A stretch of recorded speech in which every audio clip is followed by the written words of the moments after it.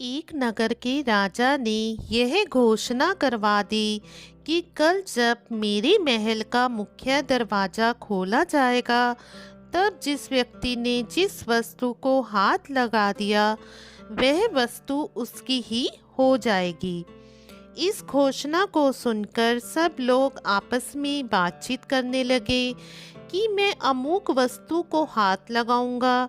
कुछ लोग कहने लगे मैं तो स्वर्ण को हाथ लगाऊंगा। कुछ लोग कहने लगे कि मैं तो कीमती जेवरात को हाथ लगाऊंगा। कुछ लोग घोड़ों के शौकीन थे और कहने लगे कि मैं तो घोड़ों को हाथ लगाऊंगा। कुछ लोग हाथियों को हाथ लगाने की बात कर रहे थे। कुछ लोग कह रहे थे कि मैं दुधारू गौओं को हाथ लगाऊंगा। कल्पना कीजिए कैसा होगा अद्भुत दृश्य वह। उसी वक्त महल का मुख्य दरवाजा खुला और सब लोग अपनी अपनी मनपसंद वस्तु को हाथ लगाने दौड़ पड़े।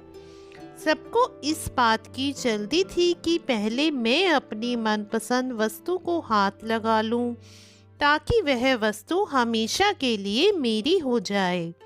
और सबके मन में यह डर भी था कि कहीं मुझसे पहले कोई दूसरा मेरे मनपसंद वस्तु को हाथ न लगा दे। राजा अपने सिंहासन पर बैठा सबको देख रहा था और अपने आसपास हो रही भाग दौड़ को देखकर मुस्कुरा रहा था। उसी समय उस भीड़ में से एक छोटी सी लड़की आई और राजा की तरफ बढ़ने लगी। राजा उस लड़की को देखकर सोच में पड़ गया और फिर विचार करने लगा कि यह लड़की बहुत छोटी है, शायद यह मुझसे कुछ पूछने आ रही है। वह लड़की धीरे धीरे चलती हुई राजा के पास पहुंची और उसने अपने नन्हे हाथों से राजा को ही हाथ लगा दिया। राजा को हाथ लगाते ही राजा उस लड़की का हो गया और राजा की प्रत्येक वस्तु भी उस लड़की की हो गई। जिस प्रकार उन लोगों को राजा ने मौका दिया था और उन लोगों ने गलती की, ठीक उसी प्रकार ईश्वर भी हमें हर रोज मौका देते हैं और हम हर रोज ही गलती करते हैं।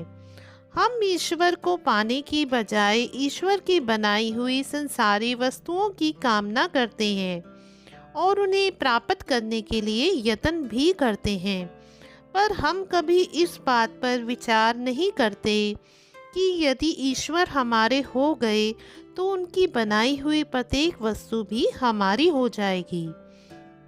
ईश्वर को चाहना और ईश्वर से चाहना दोनों में बहुत ही अंतर है। धन्यवाद।